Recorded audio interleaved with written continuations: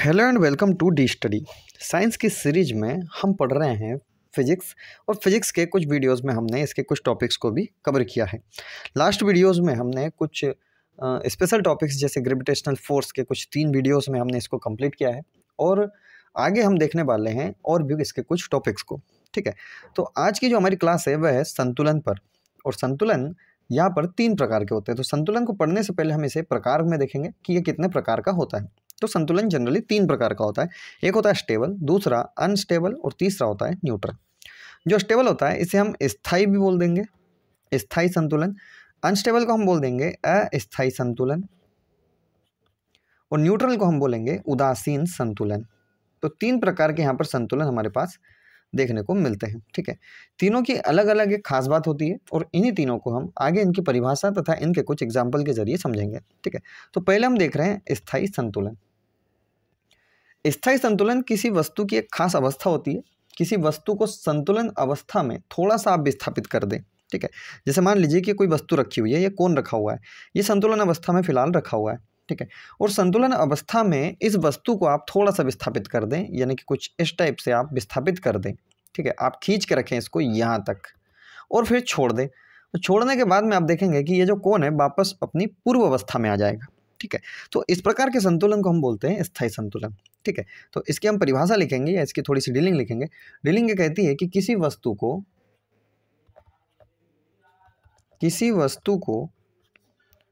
संतुलित अवस्था से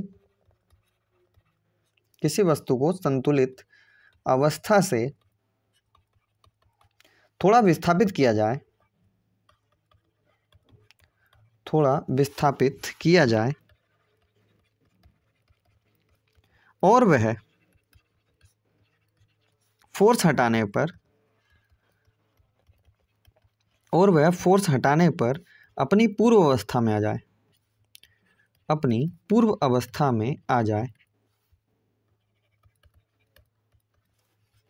पूर्व अवस्था में आए तो उसे हम बोलते हैं स्थायी संतुलन।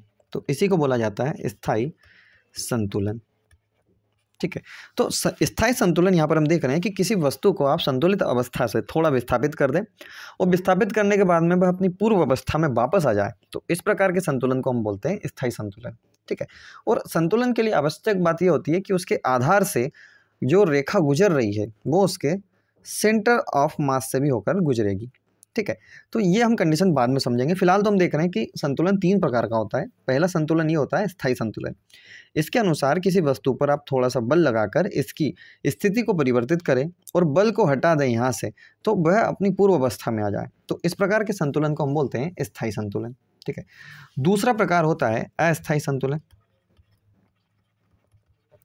दूसरा होता है अस्थायी संतुलन। ठीक है, अस्थायी संतुलन क्या होता है? अस्थायी संतुलन मतलब होता है कि आप थोड़ा सा विस्थापित कर दें तो पूर्व अवस्था में ना आ पाए। तो इस प्रकार के हम संतुलन को कहते हैं अस्थायी संतुलन। जैसे मान लीजिए कि यहाँ पर जैसे हमारे पास कोई कोन है, और इस कोन को आपने कुछ ऐसा रख दिया है। ठीक है, इस कोन को आपने कुछ ऐसा रख दिया है इस धरातल पर। ठीक है, और इस धरातल पर आपने इसको थोड़ा सा फोर्स लगा के कुछ ऊपर उठा दिया। ठीक है, या कुछ राइट साइड या कुछ लेफ्ट साइड आपने इसको घुमा दिया। ठीक है, और घुमाने के बाद में आपने फोर्स हटा लिया। ठीक है, जब आप उसका फोर्स हटाएंगे तो यह जो वस्तु है वो उस अवस्था में वापस नहीं आ पाएगी। तो इस प्रकार के हम संतुलन को बोलेंगे अस्थायी संतुलन। ठीक है, परिभाषा में जाएंगे या इसकी डेफिनेशन में जाएंगे तो आप लिखेंगे इसमें कि थोड़ा सा विस्थापित करने पर संतुलित अवस्था में किसी वस्तु को थोड़ा विस्थापित किया जाए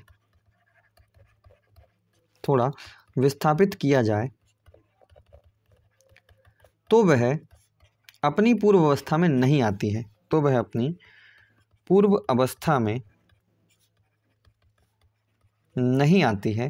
तो इस प्रकार के संतुलन को हम बोलते हैं अस्थायी संतुलन। ठीक है, जैसे कोई भी वस्तु ले लीजिए और उसको आपने फोर्स लगा के उसकी स्थिति में थोड़ा सा परिवर्तन कर दिया है। परिवर्तन करने के बाद में आप यह देखेंगे कि वह अपनी पूर्व अवस्था में नहीं आ पा रही है, और जब पूर्व अवस्था में नहीं आ पा रही है तो इसी प्रकार के हम संतुलन को कहते हैं अस्थायी संतुलन। ठीक है, अगला संतुलन है हमारे पास तीसरा नंबर का। तो तीसरे नंबर पे हमारे पास है उदासीन संतुलन, या इसी को बोला गया है न्यूट्रल इक्विलिब्रियम, ठीक है, उदासीन संतुलन। और उदासीन संतुलन क्या होता है कि आप थोड़ा सा विस्थापित करें तो एक नई स्थिति बना ले, ठीक है। अब जैसे आप देखेंगे कि यहाँ पर आप एक उदाहरण और ले सकते हैं कि जैसे कोन को आपने कुछ इस प्रकार से उल्टा रख दिया है और किसी भी कारण से या किसी भी जुगाड़ से आपने इस कोन को ऐसा रख दिया है, ठीक है। पॉसिबल तो नहीं है लेकिन फिर भी आपने कुछ किया और इसको ऐसा रख दिया, ठीक है। आप इस पर थोड़ा सा फोर्स अप्लाई करेंगे और यहाँ पर ले आएंगे, ठीक है। तो जब ये यहाँ पर आएगा और आप यहाँ से फोर्स को हटा देंगे तो आप देखेंगे कि यह या तो नीचे गिर जाएगा या उधर जाएगा, तो वापस से इधर की ओर फोर्स लगेगा और इधर गिर जाएगा। ज़्यादा पॉसिबिलिटीज़ है कि जब आप इसको इधर खींचेंगे और फोर्स हटा देंगे तो वो इस साइड ही गिर जाएगा, ठीक है। तो इस प्रकार हम देखेंगे कि आप उस वस्तु को पुनः पूर्व अवस्था में नहीं ला पा रहे हैं, और जब पूर्व अवस्था में आप उस वस्तु को नहीं ला पा रहे हैं इसका मतलब ये होगा कि यहाँ पर जो संतुलन होगा वो एक अस्थायी संतुलन होगा, ठीक है। तीसरे प्रकार में हम उदासीन संतुलन की अगर बात करें तो उदासीन संतुलन में आप जब भी फोर्स अप्लाई करेंगे हर बार एक नई स्थिति ही पाएंगे, ठीक है। तो लिखेंगे हम किसी संतुलित वस्तु को थोड़ा विस्थापित किया जाए। विस्थापित मतलब उसकी स्थिति में परिवर्तन किया जाए। किसी संतुलित वस्तु को विस्थापित करने पर हर बार एक नई स्थिति प्राप्त हो। हर बार एक नई स्थिति प्राप्त हो। तो जब इस प्रकार की स्थिति बनेगी तो उसमें हम बोलेंगे कि यह एक उदासीन संतुलन होगा। उदासीन संतुलन होगा, ठीक है। अब यहाँ पर एक एग्जाम्पल के रूप में हम देख सकते हैं कि जैसे कोई कोण है आपके पास, ठीक है। वही जो हमने सेकंड वाले में पहला एग्जाम्पल देखा था। जैसे मान लीजिए कि ये कोई कोण है और ये कुछ ऐसा रखा हुआ है, ठीक है। आपने जोरदार यहाँ पर फोर्स लगाया, ठीक है। फोर्स लगाया जोरदार या थोड़ा सा फोर्स लगाया, ठीक है। फोर्स लगाने के बाद में यह जो कोण है वो कुछ यहाँ पर ऐसे आ गया, ठीक है। अब वापस ये इस स्थिति में आ जाए ये तो पॉसिबल नहीं है, ठीक है। और वापस इस स्थिति में आ जाए वो भी पॉसिबल नहीं है। और इसके जो मार्क्स रहेंगे, जैसे मान लीजिए कोई साइन यहाँ पर लगा हुआ है और इस साइन ये दिखा रहा है कि ये ईस्ट दिशा में है, ईस्ट डायरेक्शन में, तो यहाँ पर जब आप फोर्स अप्लाई करोगे तो ये जो दिशा है वो चेंज हो जाएगी, ठीक है। कैसे भी करके चेंज हो जाएगी लेकिन यह इस स्थिति में वापस नहीं आ पाएगा, ठीक है। तो इस प्रकार का जो संतुलन रहेगा इसको हम बोलेंगे उदासीन संतुलन, और यह हर बार एक नई स्थिति में आ जाएगा, ठीक है। आपने पहली बार इसको लात मारी तो थोड़ा आगे सरक गया, दूसरी बार लात मारी तो हो सकता है कि कुछ ऐसा खड़ा हो जाए, ठीक है। तीसरी बार लात मारी तो हो सकता है कि कुछ ऐसे आ जाए। तो यहाँ पर आप देख रहे हैं कि हर बार उसकी स्थिति में परिवर्तन हो रहा है और एक नई स्थिति को वह जन्म दे रहा है। तो इस प्रकार का जो संतुलन रहेगा वह एक उदासीन संतुलन रहेगा, ठीक है। तो चलिए शुरू से देखते हैं हम इसको कि संतुलन, हमने देखा कि संतुलन क्या होता है। संतुलन किसी वस्तु की एक ऐसी स्थिति होती है जिसमें वह अपने साइंटिफिक लैंग्वेज में देखा जाए तो उसके आधार से होकर गुजरने वाली रेखा, जैसे मान लीजिए कि ये कोई कोण था हमारे पास, ये कोई कोण है और ये उसका आधार है, ठीक है। ये कोण है और ये उसका आधार है, ठीक है। और आधार में यहाँ पर ये उसका केंद्र है, आधार का केंद्र, ठीक है। और आधार के केंद्र से यहाँ पर जो रेखा गुजर रही होगी, ठीक है, इसको हम बोलेंगे गुरुत्वीय रेखा, ठीक है। तो जब तक किसी भी वस्तु के आधार के केंद्र से गुरुत्वीय रेखा गुजरती रहेगी तब तक वह संतुलन अवस्था में रहेगी, ठीक है। और जब यह रेखा इधर उधर हो जाएगी तब वह वस्तु संतुलन अवस्था में नहीं होगी। तो संतुलन अवस्था में रहने के लिए किसी वस्तु की एक शर्त होती है, ठीक है। उस वस्तु की शर्त क्या होती है, आइए देखते हैं हम उसको, ठीक है। उस वस्तु की शर्त क्या है, जैसे संतुलन की शर्त, संतुलन की शर्त यह है कि किसी वस्तु के आधार से, जैसे मान लीजिए ये वस्तु है और ये इसका आधार है, ठीक है। इसके आधार के केंद्र से यहाँ पर केंद्र से एक रेखा गुजरती है और ये रेखा जब तक इसके आधार के केंद्र से होकर गुजरती रहेगी वस्तु संतुलन अवस्था में रहेगी, ठीक है। जैसे इस प्रकार हमने देखा कि कोई वस्तु तभी तक संतुलित अवस्था में रह सकती है जब तक कि उसका गुरुत्व केंद्र उसके आधार में हो, ठीक है। ये उसका गुरुत्व केंद्र है, इसको हमने केंद्र जो बोला था इसको हमने बोला है गुरुत्व केंद्र, ठीक है, गुरुत्व केंद्र, और इसका गुरुत्व केंद्र उसके आधार में जब तक होगा तब तक वह वस्तु संतुलन अवस्था में होगी। ठीक है, इतना ज़्यादा आपको टेक्निकल होने की आवश्यकता नहीं है। आपको सिंपल भाषा में इतना याद रखना है कि कोई भी वस्तु तभी तक संतुलित अवस्था में रह सकती है जब तक उस वस्तु का गुरुत्व केंद्र उसके आधार में रहे।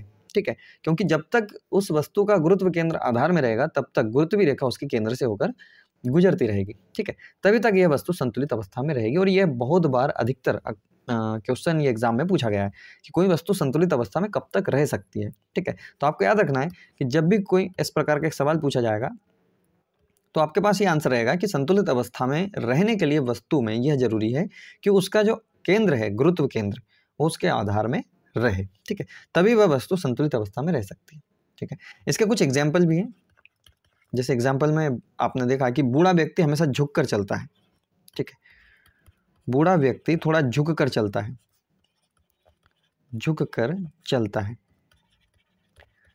ठीक है, जब भी इस टाइप का एग्जाम्पल आपसे पूछा जाएगा तो आपसे पूछा जाएगा किस कारण, क्यों चलता है ऐसा, तो आपके पास आंसर रहेगा कि यहाँ पर वह संतुलित अवस्था में रह सके, ताकि संतुलित अवस्था में रह सके। ठीक है, ये उसका कारण है। और ऐसा क्यों होगा, क्योंकि जब वह बूढ़ा व्यक्ति, जैसे मान लीजिए कुछ मुड़ कर चलेगा, इस टाइप से, कुछ इस टाइप से चलेगा, तो यहाँ पर जो आधार रहेगा ना उसका, यहाँ पर उसका गुरुत्व केंद्र काम करता है, और यह उसके आधार के जो पूरा का पूरा जो क्षेत्रफल है, यहाँ से गुरुत्वीय रेखा गुजरती है और इसी गुरुत्वीय रेखा पर फिर वो काम करता है। ठीक है, इतना टेक्निकल होने की आपको आवश्यकता नहीं है। आपको याद रखना है कि जो बूढ़ा व्यक्ति है वह झुक कर चलता है क्योंकि वह संतुलित अवस्था में रह सके। ठीक है, आपसे डायरेक्ट ऐसे ही सवाल पूछा जाएगा, बूढ़ा व्यक्ति झुक कर क्यों चलता है। दो इसके कारण हो सकते हैं। पहला आंसर इसका रहेगा ताकि वह संतुलन में रह सके, और दूसरा ताकि उसके आधार के केंद्र से, यानी कि गुरुत्व केंद्र से होकर गुजरने वाली रेखा उसके यहाँ से आधार से होकर गुजरने लग जाए। ठीक है, गुरुत्व केंद्र से होकर गुजरने वाली रेखा उसके आधार से निकलने लग जाए। तो यहाँ पर इसका पहला आंसर होगा। और दूसरा एग्जाम्पल यहाँ पर होगा पीसा की झुकी मीनार। पीसा की झुकी मीनार, ये उसका दूसरा एग्जाम्पल होगा। किसके कारण, संतुलन के कारण। और तीसरा, सीढ़ी पर चढ़ने वाला व्यक्ति हमेशा झुक कर चलता है। तो यहाँ पर भी इसका आंसर क्या होगा, संतुलन। तो सीढ़ी पर अगर कोई व्यक्ति सीढ़ी पर झुक कर चलना, यह भी इसका एग्जाम्पल हो जाएगा। तो यहाँ पर हमने 3 एग्जाम्पल के जरिए संतुलन को समझ लिया है। ठीक है, बहुत ही ज़्यादा कोई ब्रॉड टॉपिक है नहीं है, बहुत ही सिंपल टॉपिक है। एक सवाल मुश्किल से आता है और एक सवाल में भी आपसे ये पूछा जाता है कि इसके उदाहरण में क्या है, या संतुलन के प्रकारों में सवाल पूछ लिया जाता है। तो हमने देखा संतुलन क्या होता है। संतुलन एक ऐसी व्यवस्था है जिसमें वस्तु संतुलित अवस्था में रहती है, और वह तभी तक रहती है जब तक कि उसका जो गुरुत्व केंद्र उसके आधार में रहे। ठीक है, ये उसका आधार था और ये यहाँ पर गुरुत्व केंद्र है। ठीक है, तो कोई वस्तु संतुलित अवस्था में तभी तक रह सकती है जब तक कि उसका गुरुत्व केंद्र उसके आधार में रहे। ये हमने संतुलन को समझा। ठीक है, ये फिर हमने देखा संतुलन के कितने प्रकार होते हैं। संतुलन 3 प्रकार के होते हैं, एक स्थायी, एक अस्थायी और एक उदासीन होता है। स्थायी संतुलन क्या होता है, स्थायी संतुलन एक ऐसी व्यवस्था है जिसमें किसी वस्तु को आप थोड़ा सा विस्थापित कर दें। जैसे ये वस्तु संतुलित अवस्था में रखी हुई थी और इसको आप थोड़ा सा विस्थापित करके एक फोर्स लगाएं और एक ऐसा झुकाव दे दें। झुकाव देने के बाद में आप इस फोर्स को हटा देते हैं, और जब आप इस फोर्स को हटाएंगे तो वह अपनी पूर्व अवस्था में आ जाएगी। इसी प्रकार जब पूर्व अवस्था में आ जाएगी तो उसी को हम बोले हैं स्थायी संतुलन। ठीक है, जैसे हमने लिखा भी है कि किसी वस्तु को संतुलित अवस्था में थोड़ा विस्थापित किया जाए और फोर्स हटाने पर वह अपनी पूर्व स्थिति में आ जाए, तो इस प्रकार के संतुलन को हम स्थायी संतुलन कहते हैं। ठीक है, वही हमने दूसरा टाइप देखा कि अस्थायी संतुलन क्या होता है। तो हमने देखा कि किसी वस्तु को आप विस्थापित कर दें और वह अपनी पूर्व अवस्था में कभी ना आए, तो इस प्रकार के संतुलन को हम अस्थायी संतुलन कहते हैं। जैसे इस प्रकार में हम यहाँ पर इस एग्जाम्पल में हमने देखा था कि ये कोन जो है उल्टा रखा हुआ है, और उल्टा आपने किसी व्यवस्था के थ्रू रख दिया है।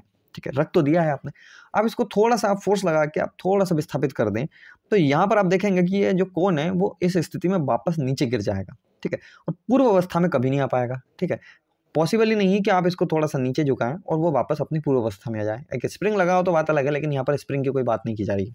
ठीक है, तो इस प्रकार के संतुलन को हमने बोला है अस्थायी संतुलन, जिसमें वस्तु अपनी पूर्व अवस्था में ना आ पाए। ठीक है, एक अगला संतुलन है हमारे पास, तीसरा संतुलन उदासीन संतुलन। और उदासीन संतुलन उस स्थिति को कहते हैं जब कोई वस्तु थोड़ी सी विस्थापित की जाए तो वह अपनी एक हर बार एक नई स्थिति को जन्म दे दे, तो इस प्रकार के संतुलन को हम उदासीन संतुलन कहते हैं। ठीक है, किसी संतुलित वस्तु को विस्थापित करने पर हर बार नई स्थिति प्राप्त हो तो हम उसको उदासीन संतुलन कहते हैं। इसके कुछ एग्जाम्पल भी देखे थे हमने, या हमने पहले देखा था संतुलन की शर्त। तो संतुलन की शर्त हमने समझ ली, एक ही शर्त है, गुरुत्व केंद्र हमेशा कहाँ पर होगा? आधार में होगा। जब तक गुरुत्व केंद्र आधार में होगा तब तक वह वस्तु संतुलित अवस्था में रहेगी। ठीक है, इसके एग्जाम्पल देखे थे कि बूढ़ा व्यक्ति झुककर चलता है, दूसरा पीसा की झुकी मीनार थी, और सीढ़ी पर कोई व्यक्ति अगर चलता है तो वह झुककर चलता है। ठीक है, तो आज की हमारी क्लास संतुलन पर ही आधारित थी, और आगे हम इस क्लास को कंटिन्यू करेंगे। पिछले कुछ दिनों से क्लासेस बंद थी कुछ पर्सनल रीज़न के कारण, लेकिन अब ये जो क्लासेस है वह आपकी कंटिन्यू रहेंगी। ठीक है, तो बने रहिएगा हमारे चैनल के साथ। वीडियो पसंद आया हो, लेक्चर समझ में आया हो, और समझाने के तरीके में अगर आपको कुछ चेंजेस लगता है तो आप ज़रूर बताएं, और चैनल को सब्सक्राइब ज़रूर करें। ठीक है, चैनल को सब्सक्राइब करें, वीडियो को लाइक भी करें। ठीक है, धन्यवाद।